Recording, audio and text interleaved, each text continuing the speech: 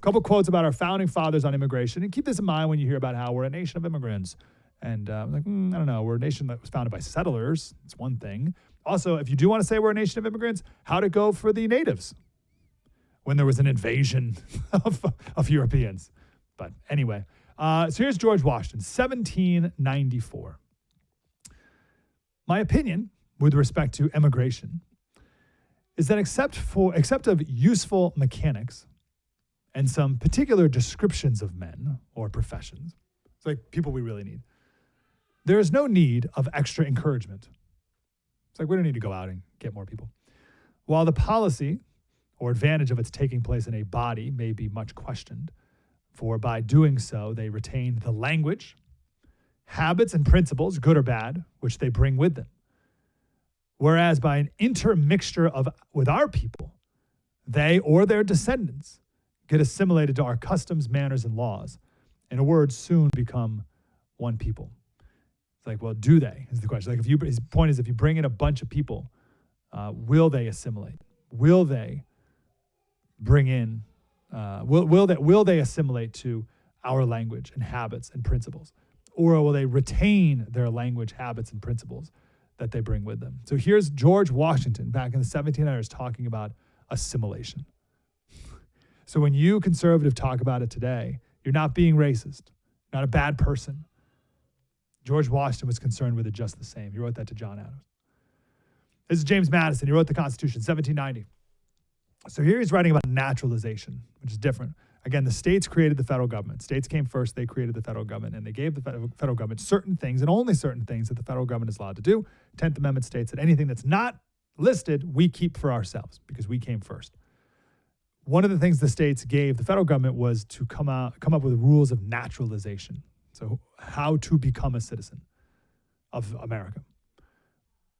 The states did not give to the federal government anything about immigration. That was originally, I would argue still should, but it was originally a states issue. What's my proof? It's not in the Constitution. Anyway, here's James Madison talking about naturalization. When we are considering the advantages that may result from an easy mode of naturalization, so should it be very easy for someone to be a citizen, we ought able to consider the cautions necessary to guard against abuses. It is no doubt very desirable that we should hold out as many inducements as possible for the worthy part of mankind to come and settle amongst us and throw their fortunes into a common lot with ours. The worthy part of mankind. But why is this desirable? Not merely to swell the catalog of people. No, sir. Those who acquire the rights of citizenship without adding to the strength or wealth of the community are not the people we are in want of. Wow, it's James Madison. They're like, yeah, it'd be great to have people come here who will make us better. But those who want to be a citizen without adding to the strength or wealth of our community, like, no thanks. That's not, they are not the people we are in want of. We don't need more of that. Who needs that? It was James Madison back in 1790. He's talking about merit. Who will make us a better country? Better, by the way, as defined by the people who already live here. Not better as in, will it make your life better? Right? It's not. So that's the view now, is we need to bring in illegal immigrants because we're making their life better.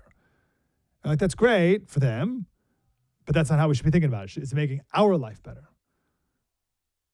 And then that goes back to, okay, well, it can't be true for everyone all the time. It's like, okay, we'll let in some people here and there for them. But then that goes back to what George Washington was talking about. It's like, okay, well, if you do too much of that, will there be the assimilation that is best for everyone?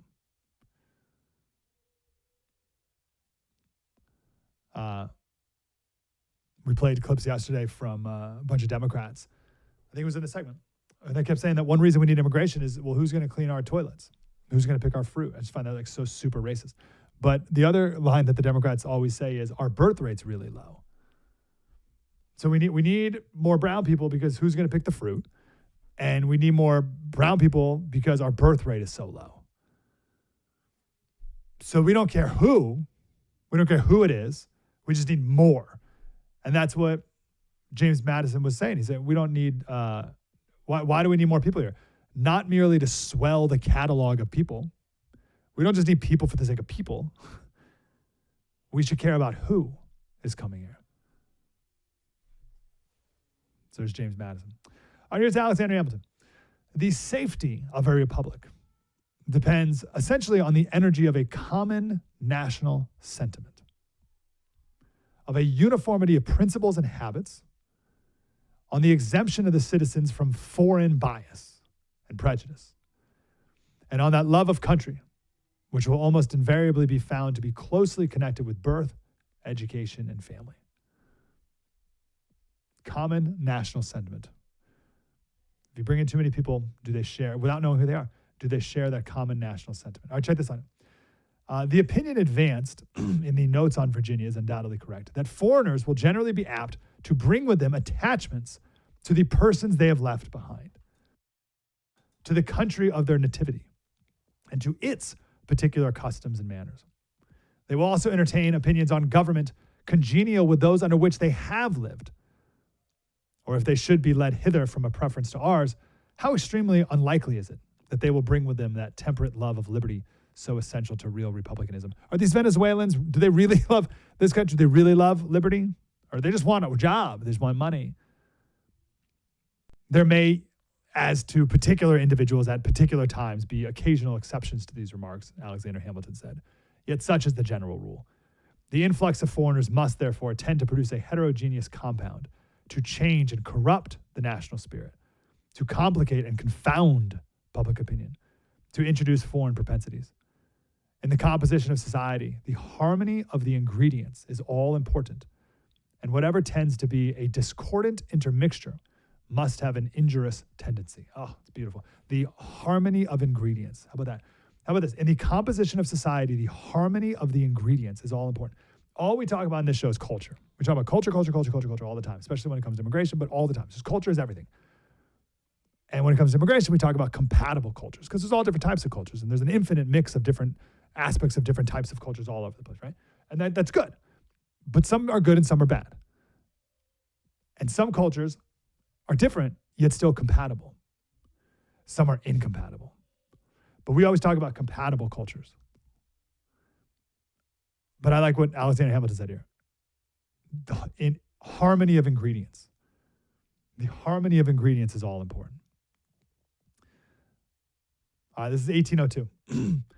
This is Alexander Hamilton. There's a wide difference between closing the door altogether and throwing it entirely open. We say the same things today. Between a postponement of 14 years, which is what they were considering about to become a citizen, and an immediate admission to all rights of citizenship. Some reasonable term ought to be allowed to enable aliens to get rid of foreign and acquire American attachments, to learn the principles and imbibe the spirit of our government, and to admit of at least a probability of their feelings, a real interest in our affairs. To admit foreigners indiscriminately to the rights of citizens, the moment they put foot in our country, would be nothing less than to admit the Grecian horse into the citadel of our liberty and sovereignty. I mean, come on. It's talking about Trojan horse. This is Alexander Hamilton 200 years ago, making the same arguments that talk radio would make today. That is a Trojan horse into the citadel of our liberty and sovereignty. What the heck is wrong with us? Just letting someone, this moment they step foot in our country. Now, this is not to say no immigration. This is George Washington. He wrote a letter to, I think he was like the minister of Holland. He said, I'd always hoped that this land might become a safe and agreeable asylum to the virtuous and persecuted part of mankind, to whatever nation they might belong. So people will look at that and be like, oh, George Washington wanted the poor huddled masses. But they don't finish the quote. Pro-immigrant people do not finish the quote. Always be wary of someone when they do not finish the sentence. You'll hear this all the time. You'll hear people quote the Constitution, but they don't finish it. They will leave out a word, or they will leave out the second part after a comma. When someone cuts a quote off mid-sentence, you know they're manipulating you.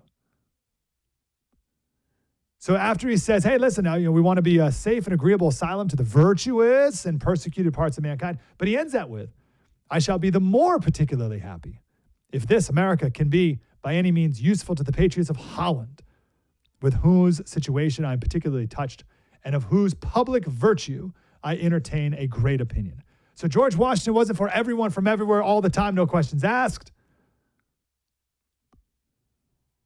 He said, I particularly would love the people of Holland. Why? Because of their sentiments, because of their harmony of ingredients with ours. I don't know how George Washington would feel about the Yemenis, but I think he would consider the differences.